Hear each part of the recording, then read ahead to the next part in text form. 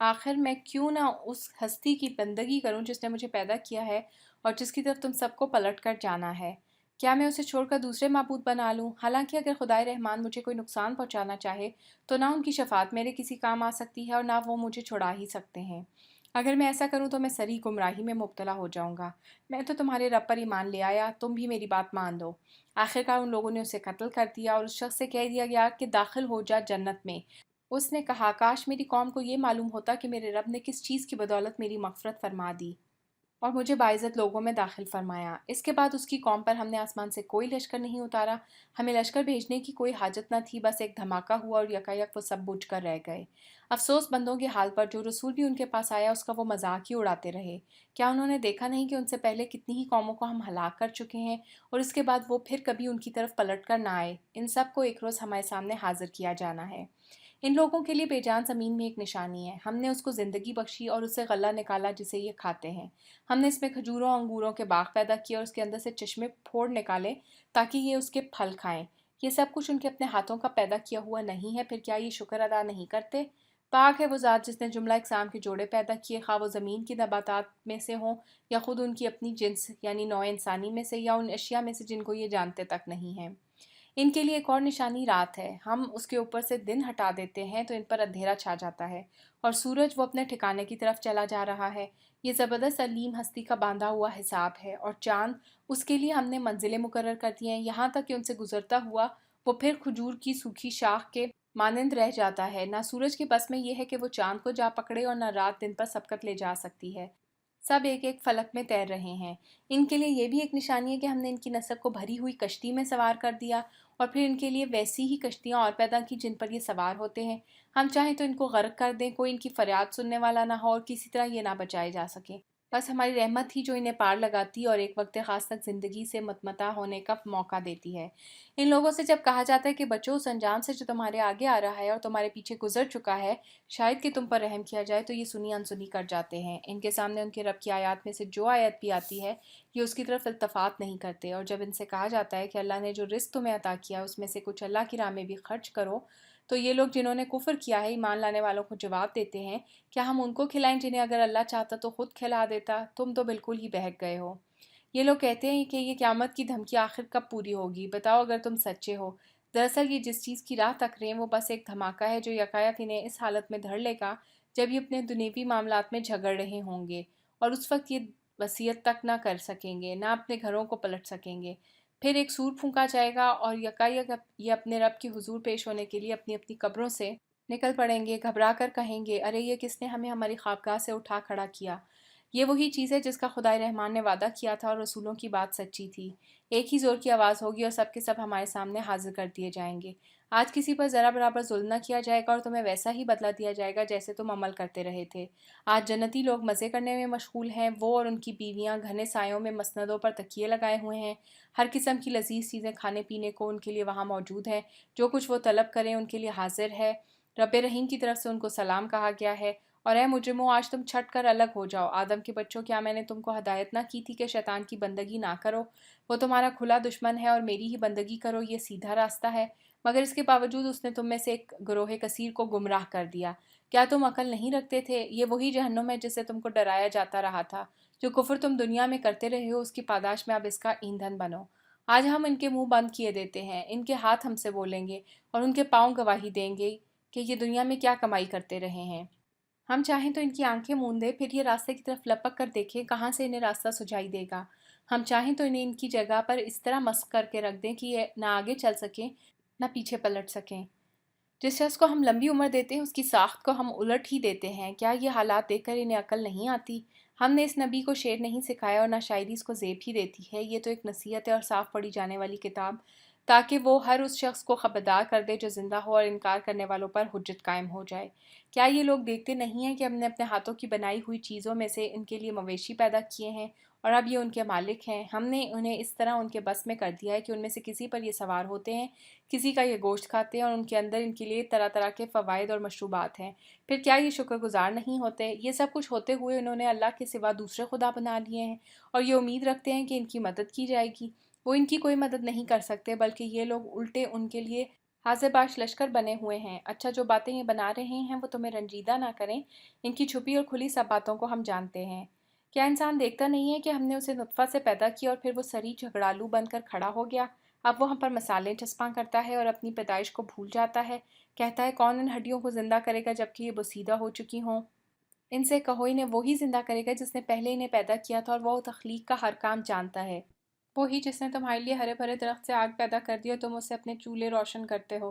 क्या वो जिसने आसमान और ज़मीन को पैदा किया इस पर कादिर नहीं है कि इन जैसों को पैदा कर सके? क्यों नहीं, जबकि वो माहिर खलाक है। वो तो जब किसी चीज़ का इरादा करता है तो उसका काम बस ये है कि उसे हुक्म दे के हो जाए और वो हो जाती है। पाक है वो जिसके हाथ में हर चीज़ का मुकम्मल इक़्तिदार है और उसी की तरफ तुम पलटाए जाने वाले हो। सूरह साफ़ात। अल्लाह के नाम से जो बेइंतहा मेहरबान और रहम फरमाने वाला है। कतार दर कतार सफ़ बांधने वालों की कसम, फिर उनकी कसम जो डांटने फिटकारने वाले हैं, फिर उनकी कसम जो कलाम नसीहत सुनाने वाले हैं। तुम्हारा माबूद हकीकी बस एक ही है, वो जो ज़मीन और आसमानों का और उन तमाम चीज़ों का मालिक है जो ज़मीन और आसमान में है, और सारे मशरिकों का मालिक है। हमने आसमान दुनिया को तारों की जीनत से आरास्ता किया है और हर शैतान सरकश से इसको महफूज कर दिया है।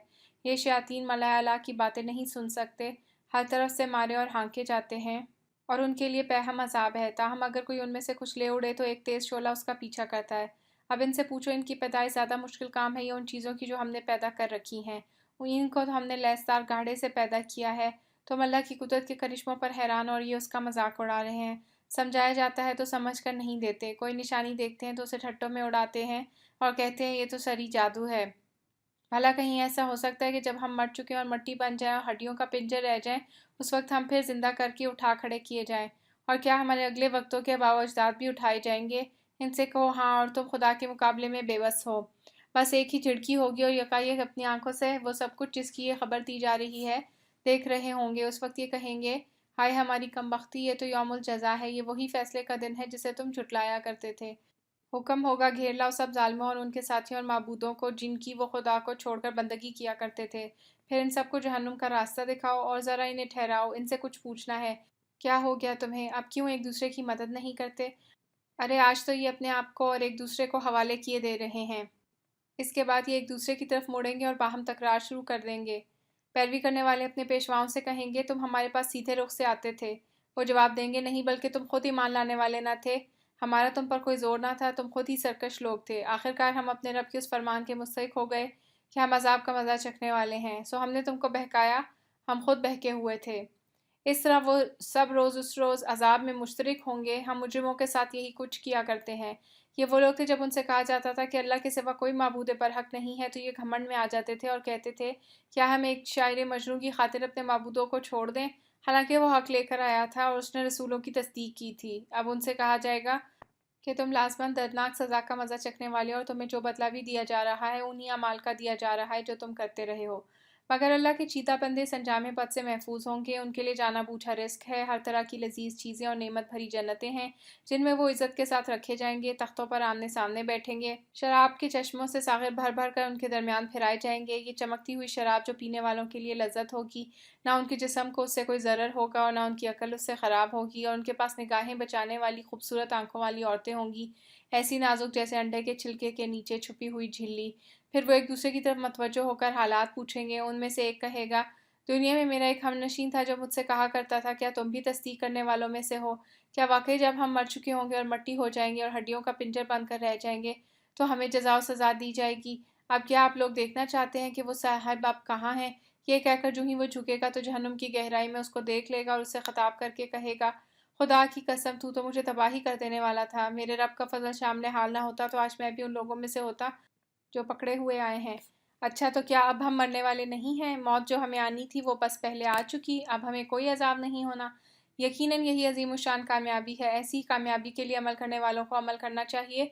बोलो ये ज़ियाफ़त अच्छी है या ज़कूम का दरख्त? हमने उस दरख्त को ज़ालिमों के लिए फितना बना दिया है। वो एक दरख्त है जो जहन्नुम की तह से निकलता है। उसके शगुफ़े ऐसे हैं जैसे शैतानों के सर। जहन्नुम के लोग उसे खाएंगे और उसी से पेट भरेंगे। फिर इस पर पीने के लिए उनको खौलता हुआ पानी मिलेगा। उसके बाद उनकी वापसी इसी आतिश दोज़ख की तरफ होगी। ये वो लोग हैं जिन्होंने अपने बाप दादा को गुमराह पाया और उन्हीं के नक्शे कदम पर दौड़ चले, हालांकि उनसे पहले बहुत से लोग गुमराह हो चुके थे और उनमें हमने तंबी करने वाले रसूल भेजे थे। अब देख लो कि उन तंबी किए जाने वालों का क्या अंजाम हुआ। اس بد انجامی سے بس اللہ کے وہی بندے بچیں گے جنہیں اس نے اپنے لیے خالص کر لیا ہے۔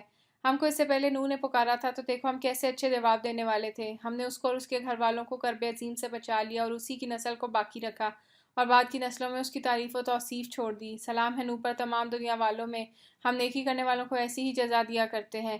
در حقیقت وہ ہمارے مومن بندوں میں سے تھا۔ پھر دوسرے گروہ کو ہم نے غرق کر دیا۔ اور نوحی کے طریقے پر چلنے والا ابراہیم تھا جب وہ اپنے رب کے حضور قلب سلیم لے کر آیا، جب اس نے اپنی باپ اور اپنے قوم سے کہا، یہ کیا چیزیں ہیں جن کی تم عبادت کر رہے ہو؟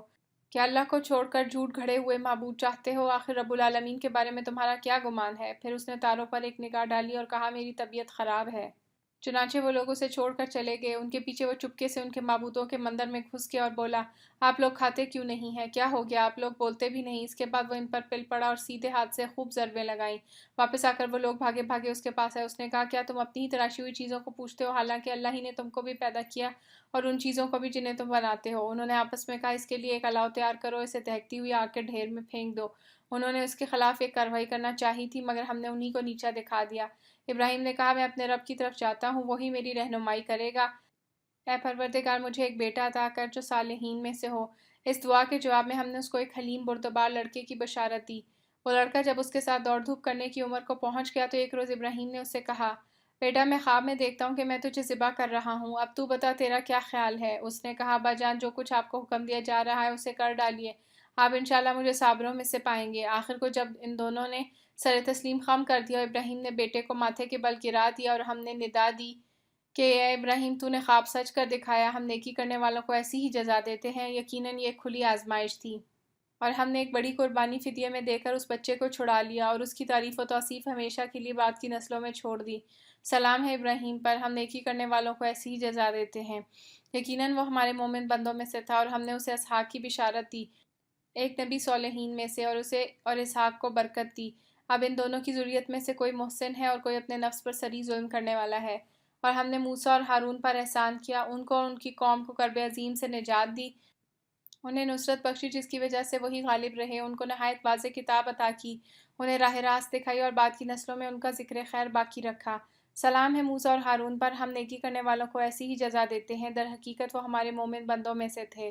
اور الیاس بھی یقیناً مرسلین میں سے تھا۔ یاد کرو جب اس نے اپنی قوم سے کہا تھا کہ تم لوگ ڈرتے نہیں ہو، کیا تم بعل کو پکارتے ہو اور احسن الخالقین کو چھوڑ دیتے ہو، اس اللہ کو جو تمہارے اور تمہارے اگلے پچھلے آباء و اجداد کا رب ہے؟ مگر انہوں نے اسے جھٹلا دیا، سو اب وہ یقیناً سزا کے لیے پیش کیے جانے والے ہیں، بجز ان بندگان خدا کے جن کو خالص کر لیا گیا تھا۔ اور الیاس کا ذکر خیر ہم نے باقی نسلوں میں باقی رکھا۔ سلام ہے الیاس پر، ہم نیکی کرنے والوں کو ایسی ہی جزا دیتے ہیں، واقعی وہ ہمارے مومن بندوں میں سے تھا۔ اور لوط بھی انہی لوگوں میں سے تھا جو رسول بنا کر بھیجے گئے ہیں۔ یاد کرو جب ہم نے اس کو اور اس کے سب گھر والوں کو نجات دی سوائے ایک بڑھیا کے جو پیچھے رہ جانے والوں میں سے تھی، پھر باقی سب کو تہس نہس کر دیا۔ آج تم شب و روز ان کے اجڑے دیار پر سے گزرتے ہو، کیا تم کو عقل نہیں آتی؟ اور یقیناً یونس بھی رسولوں میں سے تھا۔ یاد کرو جب وہ ایک بھری کشتی کی طرف بھاگ نکلا، پھر قرآن اندازی میں شریک ہوا اور اس میں مات کھائی، آخرکار مچھلی نے اسے نگل لیا اور وہ ملامت زدہ تھا۔ اب اگر وہ تسبیح کرنے والوں میں سے نہ ہوتا تو روز قیامت تک اسی مچھلی کے پیٹ میں رہتا۔ آخرکار ہم نے اسے بڑی سقیم حالت میں ایک چٹیل زمین پر پھینک دیا اور اس پر ایک بیلدار درخت اگا دیا۔ اس کے بعد ہم نے اسے 1,00,000 یا اس سے زائد لوگوں کی طرف بھیجا، وہ ایمان لائے اور ہم نے ایک وقت خاص تک انہیں باقی رکھا۔ پھر ذرا ان لوگوں سے پوچھو، کیا ان کے دل کو یہ بات لگتی ہے کہ تمہارے رب کے لیے تو ہوں بیٹیاں اور ان کے ہوں بیٹے؟ کیا واقعی ہم نے ملائکہ کو عورتیں ہی بنایا ہے اور یہ آنکھوں دیکھی بات کہہ رہے ہیں؟ خوب سن رکھو، دراصل یہ اپنی من گھڑت سے یہ بات کہتے ہیں کہ اللہ اولاد رکھتے اور فی الواقع یہ جھوٹے ہیں۔ کیا اللہ نے بیٹوں کی بجائے بیٹیاں اپنے لیے پسند کر لیں؟ تمہیں کیا ہو گیا، کیسے حکم لگا رہے ہو؟ کیا تمہیں ہوش نہیں آتا؟ یا پھر تمہارے پاس ان باتوں کے لیے کوئی سند ہے تو لاؤ اپنی وہ کتاب اگر تم سچے ہو۔ انہوں نے اللہ اور ملائکہ کے درمیان نسب کا رشتہ بنا رکھا ہے، حالانکہ ملائکہ خوب جانتے ہیں کہ یہ لوگ مجرم کی حیثیت سے پیش ہونے والے ہیں، اور وہ کہتے ہیں کہ اللہ ان صفات سے پاک ہے جو اس کے خالص بندوں کے سوا دوسرے لوگ اس کی طرف منسوب کرتے ہیں۔ بس تم اور تمہارے یہ معبود اللہ سے کسی کو پھیر نہیں سکتے مگر صرف اس کو جو دوزخ کی بھڑکتی ہوئی آگ میں جھلسنے والا ہو۔ اور ہمارا حال تو یہ ہے کہ ہم میں سے ہر ایک کا ایک مقام مقرر ہے اور ہم سب بستہ خدمتگار ہیں اور تسبیح کرنے والے ہیں۔ یہ لوگ پہلے تو کہا کرتے تھے کہ کاش ہمارے پاس وہ ذکر ہوتا جو پچھلی قوموں کو ملا تھا تو ہم اللہ کے چیدہ بندے ہوتے، مگر جب وہ آ گیا تو انہوں نے اس کا انکار کر دیا۔ اب عنقریب انہیں اس روش کا نتیجہ معلوم ہو جائے گا۔ اپنے بھیجے ہوئے بندوں سے ہم پہلے ہی وعدہ کر چکے ہیں، یقیناً ان کی مدد کی جائے گی اور ہمارا لشکر ہی غالب ہو کر رہے گا۔ پس اے نبی صلی اللہ علیہ وآلہ وسلم ذرا کچھ مدت تک انہیں ان کے حال پر چھوڑ دو اور دیکھتے رہو، ان قریب یہ خود بھی دیکھ لیں گے، یہ ہمارے عذاب کے لیے جلدی مچا رہے ہیں۔ جب وہ ان کے صحن میں اترے گا تو وہ دن ان لوگوں کے لیے بہت برا ہوگا جنہیں متنبع کیا جا چکا ہے۔ بس ذرا انہیں کچھ مدت کے لیے چھوڑ دو اور دیکھتے رہو، ان قریب یہ خود دیکھ لیں گے۔ پاک ہے تیرا رب عزت کا مالک ان تمام باتوں سے جو یہ لوگ بنا رہے ہیں، اور سلام ہے رسولوں پر، اور ساری تعریف اللہ رب العالمین ہی کے لیے ہے۔ سورہ صاد۔ اللہ کے نام سے جو بے انتہا مہربان اور رحم فرمانے والا ہے۔ صاد۔ قسم ہے نصیحت پر آسمان کی، بلکہ یہی لوگ جنہوں نے ماننے سے انکار کیا ہے سخت تکبر اور ضد میں مبتلا ہیں۔ ان سے پہلے ہم ایسی کتنی ہی قوموں کو ہلاک کر چکے ہیں، اور جب ان کی شامت آئی ہے تو وہ چیخ اٹھے ہیں، مگر وہ وقت بچنے کا نہیں ہوتا۔ ان لوگوں کو اس بات پر بڑا تعجب ہوا کہ ایک ڈرانے والا خود انہی میں سے آ گیا۔ منکرین کہنے لگے کہ یہ ساحر ہے، سخت جھوٹا ہے، کیا اس نے سارے خداؤں کی جگہ بس ایک ہی خدا بنا ڈالا؟ یہ تو بڑی عجیب بات ہے۔ اور سرداران قوم یہ کہتے ہوئے نکل گئے کہ چلو اور ڈٹے رہو اپنے معبودوں کی عبادت پر، یہ بات تو کسی اور ہی غرض سے کہی جا رہی ہے، یہ بات ہم نے زمانے قریب کی ملت میں کسی سے سنی ہی نہیں، یہ کچھ نہیں ہے مگر ایک من گھڑن بات۔ کیا ہمارے درمیان بس ایک یہی شخص رہ گیا جس پر اللہ کا ذکر نازل کر دیا گیا؟ اصل بات یہ ہے کہ یہ میرے ذکر پر شک کر رہے ہیں، اور یہ ساری باتیں اس لیے کر رہے ہیں کہ انہوں نے میرے عذاب کا مزہ چکھا نہیں ہے۔ کیا تیرے داتا اور غالب پروردگار کی رحمت کے خزانے ان کے قبضے میں ہیں؟ کیا یہ آسمان و زمین اور ان کے درمیان کی چیزوں کے مالک ہیں؟ اچھا تو یہ عالم اسباب کی بلندیوں پر چڑھ کر دیکھیں، یہ تو جتھوں میں سے ایک چھوٹا سا جتھا ہے جو اسی جگہ شکست کھانے والا ہے۔ ان سے پہلے نوح کی قوم اور عاد اور میخوں والے فرعون اور سمود اور قوم لوط اور ایکا والے جھٹلا چکے ہیں۔ جتھے وہ تھے، ان میں سے ہر ایک نے رسولوں کو جھٹلایا، اور میری عقوبت کا فیصلہ اس پر چسپاں ہو کر رہا۔ یہ لوگ بھی بس ایک دھماکے کے منتظر ہیں جس کے بعد کوئی دوسرا دھماکہ نہ ہوگا۔ اور یہ کہتے ہیں کہ اے ہمارے رب، یوم الحساب سے پہلے ہی ہمارا حصہ ہمیں جلدی سے دے دے۔ اے نبی صلی اللہ علیہ وآلہ وسلم صبر کرو ان باتوں پر جو یہ لوگ بناتے ہیں، اور ان کے سامنے ہمارے بندے داؤد کا قصہ بیان کرو جو بڑی قوتوں کا مالک تھا، ہر معاملہ میں اللہ کی طرف رجوع کرنے والا تھا۔ ہم نے پہاڑوں کو اس کے ساتھ مسخر کر رکھا تھا کہ صبح و شام وہ اس کے ساتھ تسبیح کرتے تھے، پرندے سمٹ آتے، سب کے سب اس کی تسبیح کی طرف متوجہ ہو جاتے تھے۔ ہم نے اس کی سلطنت مضبوط کر دی تھی، اس کو حکمت عطا کی تھی اور فیصلہ کن بات کرنے کی صلاحیت بخشی تھی۔ پھر تمہیں کچھ خبر پہنچی ہے ان مقدمے والوں کی جو دیوار چڑھ کر اس کے بالا خانے میں گھس آئے تھے؟ جب وہ داؤد کے پاس پہنچے تو وہ انہیں دیکھ کر گھبرا گیا۔ انہوں نے کہا ڈریے نہیں، ہم دو فریق مقدمہ ہیں جن میں سے ایک نے دوسرے پر زیادتی کی ہے، آپ ہمارے درمیان ٹھیک ٹھیک حق کے ساتھ فیصلہ کر دیجئے، بے انصافی نہ کیجیے اور ہمیں راہ راست بتائیے۔ یہ میرا بھائی ہے، اس کے پاس 99 دمبیاں ہیں اور میرے پاس صرف ایک ہی دمبی ہے، اس نے مجھ سے کہا کہ یہ ایک دمبی بھی میرے حوالے کر دے، اور اس نے گفتگو میں مجھے دبا لیا۔ داؤد نے جواب دیا، اس شخص نے اپنی دمبیوں کے ساتھ تیری دمبی ملا لینے کا مطالبہ کر کے یقیناً تجھ پر ظلم کیا، اور واقعہ یہ ہے کہ مل جل کر ساتھ رہنے والے لوگ اکثر ایک دوسرے پر زیادتیاں کرتے رہتے ہیں، بس وہی لوگ اس سے بچے ہوئے ہیں جو ایمان رکھتے اور عمل صالح کرتے ہیں، اور ایسے لوگ کم ہی ہیں۔ یہ بات کہتے کہتے داؤد سمجھ گیا کہ یہ تو ہم نے دراصل اس کی آزمائش کی ہے، چنانچہ اس نے اپنے رب سے معافی مانگی اور سجدے میں گر گیا اور رجوع کر لیا۔ تب ہم نے اس کا وہ قصور معاف کیا، اور یقیناً ہمارے ہاں اس کے لیے تقرب کا مقام ہے اور بہتر انجام ہے۔ ہم نے اسے کہا، اے داؤد، ہم نے تجھے زمین میں خلیفہ بنایا، لہٰذا تو لوگوں کے درمیان حق کے ساتھ حکومت کر، اور خواہش نفس کی پیروی نہ کر کہ وہ تجھے اللہ کی راہ سے بھٹکا دے گی۔ جو لوگ اللہ کی راہ سے بھٹکتے ہیں یقیناً ان کے لیے سخت سزا ہے کہ وہ یوم الحساب کو بھول گئے۔ ہم نے اس آسمان اور زمین کو اور اس دنیا کو جو ان کے درمیان ہے فضول پیدا نہیں کر دیا ہے۔ یہ تو ان لوگوں کا گمان ہے جنہوں نے کفر کیا ہے، اور ایسے کافروں کے لیے بربادی ہے جہنم کی آگ سے۔ کیا ہم ان لوگوں کو جو ایمان لاتے اور نیک عمل کرتے ہیں اور ان کو جو زمین میں فساد کرنے والے ہیں یکساں کر دیں؟ کیا متقیوں کو ہم فاجروں جیسا کر دیں؟ یہ ایک بڑی برکت والی کتاب ہے جو اے نبی صلی اللہ علیہ وآلہ وسلم ہم نے تمہاری طرف نازل کی ہے تاکہ یہ لوگ اس کی آیات پر غور کریں اور عقل و فکر رکھنے والے اس سے سبق لیں۔ اور داؤد کو ہم نے سلیمان جیسا بیٹا عطا کیا، بہترین بندہ، کثرت سے اپنے رب کی طرف رجوع کرنے والا۔ قابل ذکر ہے وہ موقع جب شام کے وقت اس کے سامنے خوب سدھے ہوئے گھوڑے پیش کیے گئے تو اس نے کہا، میں نے اس مال کی محبت اپنے رب کی یاد کی وجہ سے اختیار کی ہے، یہاں تک کہ جب وہ گھوڑے نگاہ سے اوجھل ہو گئے تو اس نے حکم دیا کہ انہیں میرے پاس واپس لاؤ، پھر لگا ان کی پنڈلیوں اور گردنوں پر ہاتھ پھیرنے۔ اور دیکھو کہ سلیمان کو بھی ہم نے آزمائش میں ڈالا اور اس کی کرسی پر ایک جست لا کر ڈال دیا۔ پھر اس نے رجوع کیا اور کہا کہ اے میرے رب، مجھے معاف کر دے اور مجھے وہ بادشاہی دے جو میرے بعد کسی اور کے لیے سزاوار نہ ہو، بے شک تو ہی اصل داتا ہے۔ تب ہم نے اس کے لیے ہوا کو مسخر کر دیا جو اس کے حکم سے نرمی کے ساتھ چلتی تھی جدھر وہ چاہتا تھا، اور ہم نے شیاطین کو مسخر کر دیا، ہر طرح کے مامار اور غوطہ خور اور دوسرے جو پابند سلاسل تھے۔ ہم نے اس سے کہا، یہ ہماری بخشش ہے، تجھے اختیار ہے جسے چاہے دے اور جسے چاہے روک لے، کوئی حساب نہیں، یقیناً اس کے لیے ہمارے ہاں تقرب کا مقام اور بہتر انجام ہے۔ اور ہمارے بندے ایوب کا ذکر کرو جب اس نے اپنے رب کو پکارا کہ شیطان نے مجھے تکلیف اور عذاب میں ڈال دیا ہے۔ ہم نے اسے حکم دیا اپنا پاؤں زمین پر مار، یہ ہے ٹھنڈا پانی نہانے کے لیے اور پینے کے لیے۔ ہم نے اسے اس کے اہل و عیال واپس دیے اور ان کے ساتھ اتنے ہی اپنی طرف سے رحمت کے طور پر اور عقل و فکر رکھنے والوں کے لیے درس کے طور پر۔ اور ہم نے اسے کہا کہ تنکوں کا ایک مٹھا لے اور اس سے مار دے، اپنی قسم نہ توڑ۔ ہم نے اسے صابر پایا، بہترین بندہ اپنے رب کی طرف بہت رجوع کرنے والا۔ اور ہمارے بندوں ابراہیم اور اسحاق اور یعقوب کا ذکر کرو، بڑی قوت عمل رکھنے والے اور دیدہ ور لوگ تھے۔ ہم نے ان کو ایک خالص صفت کی بنا پر برگزیدہ کیا تھا اور وہ دار آخرت کی یاد تھی۔ یقیناً ہمارے یہاں ان کا شمار چنے ہوئے نیک اشخاص میں ہے۔ اور اسماعیل اور الیسی اور ذوالکفل کا ذکر کرو، یہ سب نیک لوگوں میں سے تھے۔ یہ ایک ذکر تھا، اب سنو کہ متقی لوگوں کے لیے بہترین ٹھکانہ ہے ہمیشہ رہنے والی جنتیں جن کے دروازے ان کے لیے کھلے ہوں گے۔ ان میں وہ تکیے لگائے بیٹھے ہوں گے، خوب خوب فواکہ اور مشروبات طلب کر رہے ہوں گے، اور ان کے پاس شرمیلی ہمسن بیویاں ہوں گی۔ یہ وہ چیزیں جنہیں حساب کے دن عطا کرنے کا تم سے وعدہ کیا جا رہا ہے، یہ ہمارا رزق ہے جو کبھی ختم ہونے والا نہیں۔ یہ تو ہے متقیوں کا انجام، اور سرکشیوں کے لیے بدترین ٹھکانہ ہے جہنم، جس میں وہ جھلسے جائیں گے، بہت ہی بری قیام گاہ یہ ہے ان کے لیے۔ پس وہ مزہ چکھیں کھولتے ہوئے پانی اور پیپ لہو اور اسی قسم کی دوسری تلخیوں کا۔ وہ جہنم کی طرف اپنے پیرووں کو آتے دیکھ کر آپس میں کہیں گے، یہ ایک لشکر تمہارے پاس گھسا چلا آ رہا ہے، کوئی خوش آمدید ان کے لیے نہیں ہے، یہ آگ میں جھلسنے والے ہیں۔ وہ ان کو جواب دیں گے، نہیں بلکہ تم ہی جھلسے جا رہے ہو، کوئی خیر مقدم تمہارے لیے نہیں ہے، تم ہی تو یہ انجام ہمارے آگے لائے ہو، کیسی بری ہے یہ جائے قرار۔ پھر وہ کہیں گے، اے ہمارے رب، جس نے ہمیں اس انجام کو پہنچانے کا بندوبست کیا، اس کو دوزخ کا دوہرا عذاب دے۔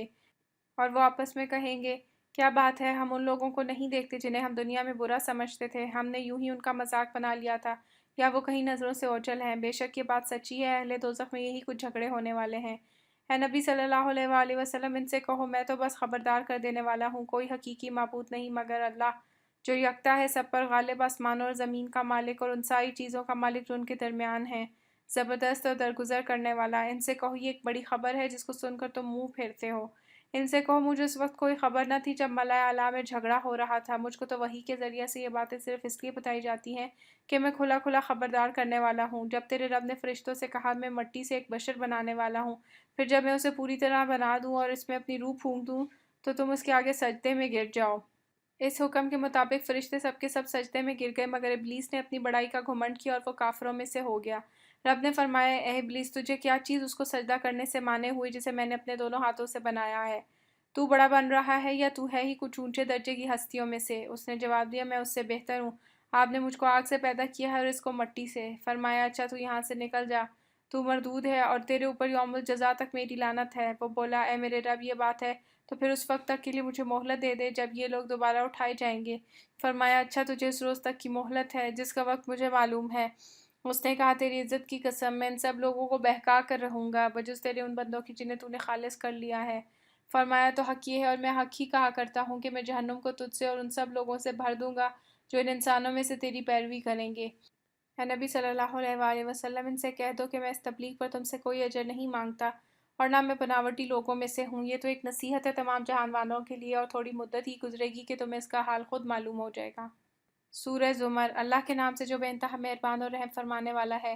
اس کتاب کا نزول اللہ زبردست اور دانا کی طرف سے ہے۔ اے نبی صلی اللہ علیہ وآلہ وسلم، یہ کتاب ہم نے تمہاری طرف برحق نازل کی ہے، لہٰذا تم اللہ ہی کی بندگی کرو، دین کو اسی کے لیے خالص کرتے ہوئے۔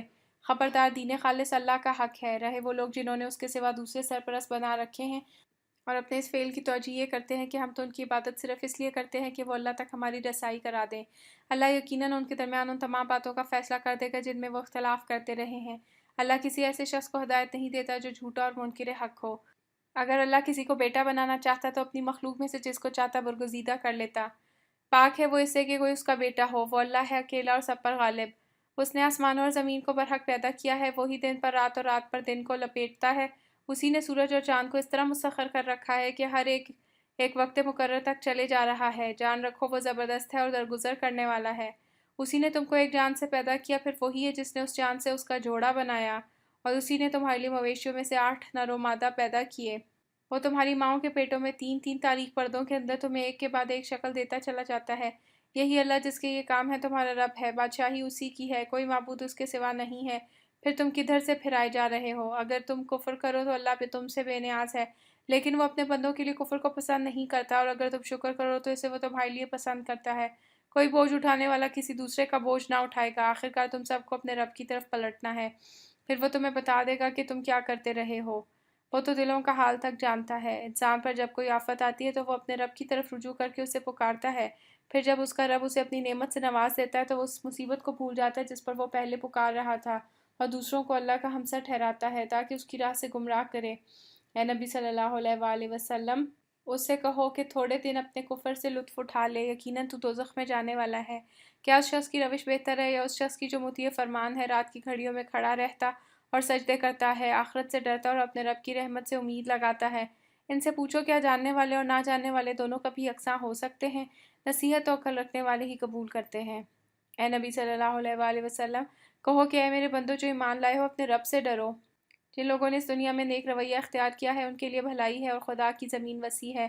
صبر کرنے والوں کو تو ان کا اجر بے حساب دیا جائے گا۔